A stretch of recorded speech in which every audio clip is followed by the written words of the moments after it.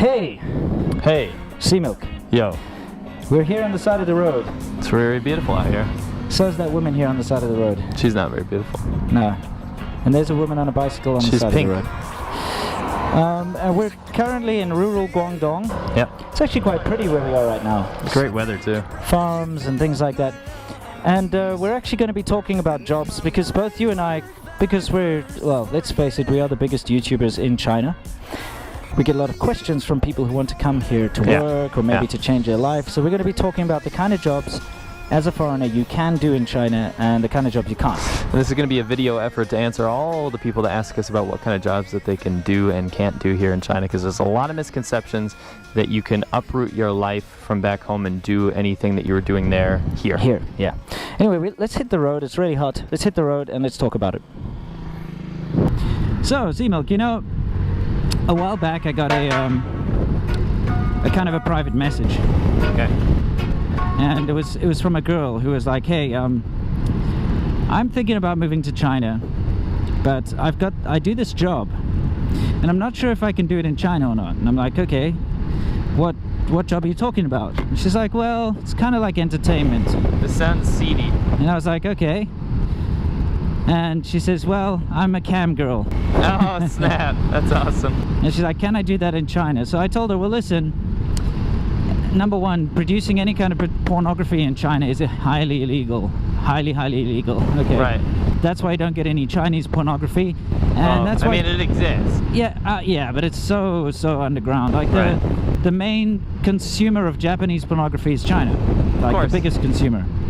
Anyway, the thing is, that's the number one strike, but you could probably get away with it, you know. No one's really going to be like coming into your apartment or anything. No.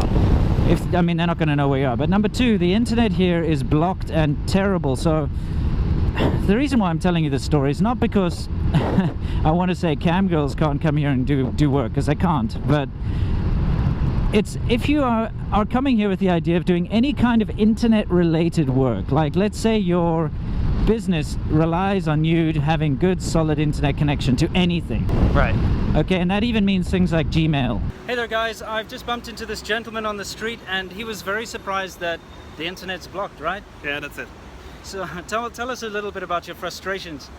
Well, it's weird because I'm coming from France, Paris, and got there last night in Hong Kong and came in Shenzhen this morning.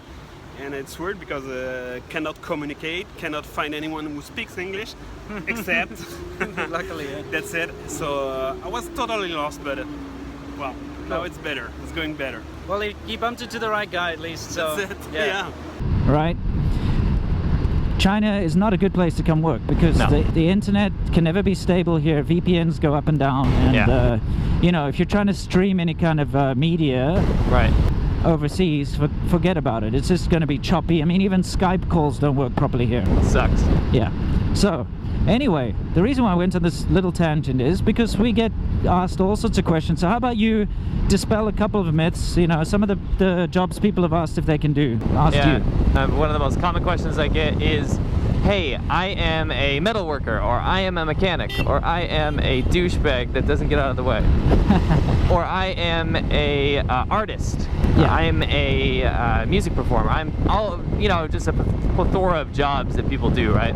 But don't forget mechanic. I get mechanic a lot. I said mechanic. Oh, you did? Sorry, Yeah. I was paying attention to Alducci over there. That's okay. Continue. I'm paying attention to this police check.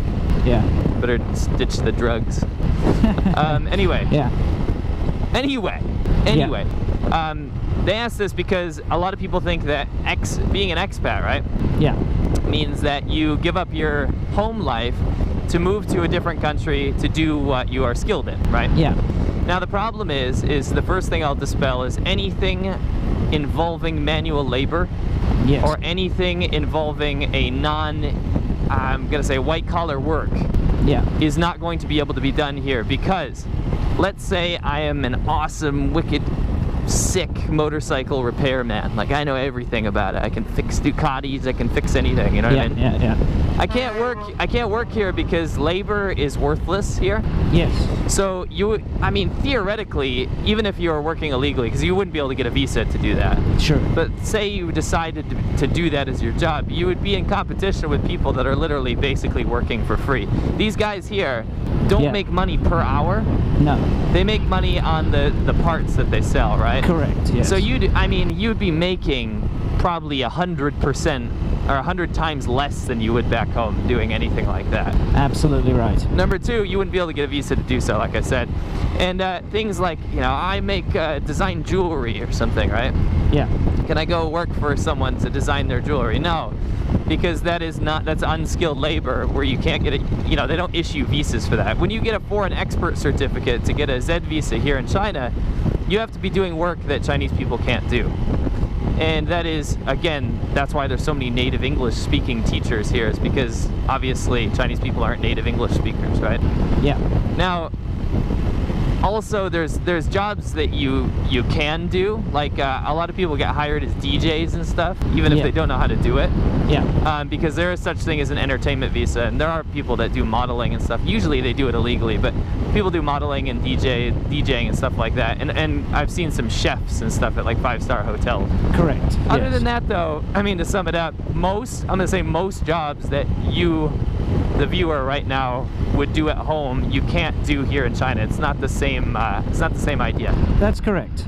And all the jobs you mentioned that foreigners can do, it's usually a face job. In other words, yeah, white monkey job. Yeah, it's a white monkey job, but you can do some legal white monkey jobs. Right. Like I said, you say there's an entertainment visa. I know a lot of Filipinos come over here and they sing in bands and things like that, right? That's right. It's still very difficult to get that entertainment visa. I'm not going to lie. It's not an easy thing. No. And you do need to be like hired by an agent, and there's you can't just sort of come over here, I'm a freelance singer, or I can play guitar in a club or something. It's not like that. No, it's a big process. Yeah, and you have to be through a modeling agency or something to get that's right. An entertainment visa. The huge amount of people do sort of modeling and stuff part-time. I mean, come on, we've both done it. We've both been in TV programs on magazine covers and stuff here in China, because you'll get approached if you're an English teacher. Maybe one of the parents of the kids or something will be like, hey, they know someone. I know this person, they need a foreigner for this advert or something, and they'll pay you like 400 RMB to do it or something. One of my buddies did underwear modeling. Okay, well, I mean, that's the thing, you do get approached, and a lot of people do it as like a part-time gig. Yeah. However, there are pitfalls. I think it was last year where they set up like a trap where they put an advert out for like basically they said they needed models, like put out like a classified ad on WeChat or something, and everybody that applied and went for the job, it was actually the police had put out the ad, and they arrested them all and like told them they were working illegally and fined them and deported some of them and that kind of thing. Right. Yeah, there's an article which we'll link below. Yeah. So it is that can be a bit of a trap. But that kind of work does exist. So DJing, because you're there, you're like, the club wants the Chinese people to come there, the locals, because, oh, look, there's a foreign DJ, Yeah. See him up there, or her up there with the blonde hair and the, like big nose and stuff. So, it's that. Or like you say, a chef, so they can put big signs up with the picture of the chef and say, like, look, this foreign chef has come here and he's gonna like make this awesome food, and that kind of thing. Right. So it's kind of face jobs. Right. Now we're basically talking about jobs that people will come over in here and apply to do, but there is another like segment of jobs, and that's when people get transferred here by their companies. Exactly. Like a project manager or something, right? Right. So like, say you work for, we know a lot of people out in Dongguan, for instance, that work in shoe factories. Yeah. Italians and French people and stuff. Yeah, they're managers. They're managers because their Italian shoe company says, we need you to go there and make sure that things are being done right, Right. check the boxes and all that. So you get that, and those are probably the most respectable foreign jobs here, or the people that come over here as part of a company already. Yeah, engineers and stuff, lots of those. Yeah, you get engineers working for Samsung and what have you. Right.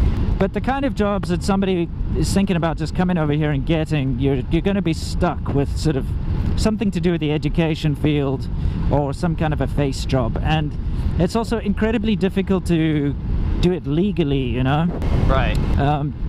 And that's something, another thing I'd like to stress is, you know, if you are applying for a job on the internet, make sure that they sort out your work visa paperwork before you come here. Right.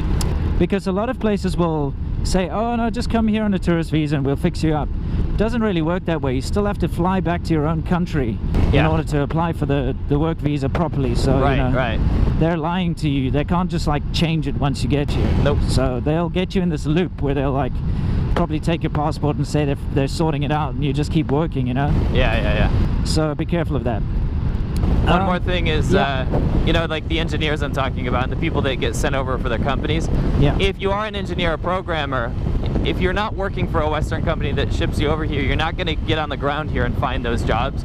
Yeah. For example, like my friend was a programmer, a software programmer for an audio company. Right. He was making like, you know, for a year, he was making like 30,000 RMB a month, whereas his, you know, Chinese counterparts were making 4,000 or 5,000 a month. Yes. And what I'm trying to say is, if you went to a Chinese company and said, hey, I want to be your programmer, number one, you probably don't speak Chinese, so they have no need for you. Number two, you're going to be making nothing. You'll be making less than a McDonald's worker back home. Correct, you will. Yeah. So there is no market for those kind of things. Yeah, man, like, you know, back, you know, we were talking about English teaching last time. Back in the days when I was working for that training center, there'd be a lot of off-site work as well. One of the places I used to train was a software company. You know, train all their managers and stuff and all their staff. And they did like basically the integrated software in telecommunications devices, so you know, all the firmware and sort of PABXs and all that kind of crap. Yeah. And it's kind of interesting because I think China is probably the only country where you'll find a very high percentage of female programmers. Yeah. You know, and it's just because it's just another job. Right. And it's something that everybody can do. And because, you know, let's face it, the way Chinese people study, they get incredibly good at, you know, mathematics and, you know, the scientific things here and there that they have to do, and all the skills they need to go ahead and do something like programming. Right. So programming is actually an incredibly common job, whereas in the West it's not. You know, you have to be pretty skilled and no, here they're just proper code monkeys. Yeah, like you literally have, I know so many programmers in Shenzhen. It's like if you went overseas and like, what do you do? And they say, oh, I'm in IT, or, you know, I'm a, I don't know, like a banker or something. You're like, over here, it's like I'm a programmer. Right. You know? Right. It's crazy. So I think you can't compete, you know. I used to teach computer science at the university, and when I asked, you know, let's say I had 100 students, I'm like, do you like programming? Do you want to be a programmer? You know? Yeah. I think 1 or 2 of them said yes. Everyone else is like, no. It's just like a the job. Doctors here, they don't do it because they want to. It's just because it's a good paying job or whatever. Right. That is something I really have to stress, is that Chinese people, especially, you know, our generation and the slightly younger ones, are incredibly skilled. Yes, like, yes. You know, like they are. Like if you work in Shenzhen like I do, you meet all these people that are just, you know, master's degree and you know, all these different things. Right. And they're really good. They are good. If you put them next to like the average Joe, Western person that we know, like Joe Bloggs that goes down to the bar that you like have a drink with. Right. That guy's still like a moron in comparison. Right. You know what I mean? They know exactly what they're like, super precision good at what they're doing. Yes, there is one difference though, is that they don't have Creativity. self-drive and motivation and creativity. Right. But you've got to understand that those qualities are not necessary for something like programming. No, it's not. You tell somebody, you know, debug this piece of software, and they'll sit and they'll do it, you know? Yeah. But if you tell somebody to like create something like create a new program, they're not going to be able to do it. Right. But here they do a lot of reverse engineering, debugging, and that kind of thing you can do no problem. Yeah. Agreed. So you can apply that to all fields, like accounting, or, you know, just you name it. Like if it's not something that requires a lot of creative thought or drive, it's something that your Chinese counterpart is going to be way better than you at. Yeah. Definitely. Right, that's pretty much it, isn't it? Yeah, sounds about right. Anything you want to tell our subscribers before we sign off? Whether you're a skilled laborer or a manual laborer, you know, I really hope you enjoyed the video, and I hope that people actually kind of understand that, you know, finding your job, your common jobs back home, it's not the same as finding jobs here. Yeah. And I hope that kind of cleared it up. And anyway, I also hope that you like, comment, and subscribe. Awesome. Yeah, and you know, if you are somebody who wants to be an illegal immigrant and come and work here illegally, or if you're the person on the righteous true path of morality and want to come and do it right, doesn't matter, we love you all the same. And you know the drill, guys. As always, stay awesome.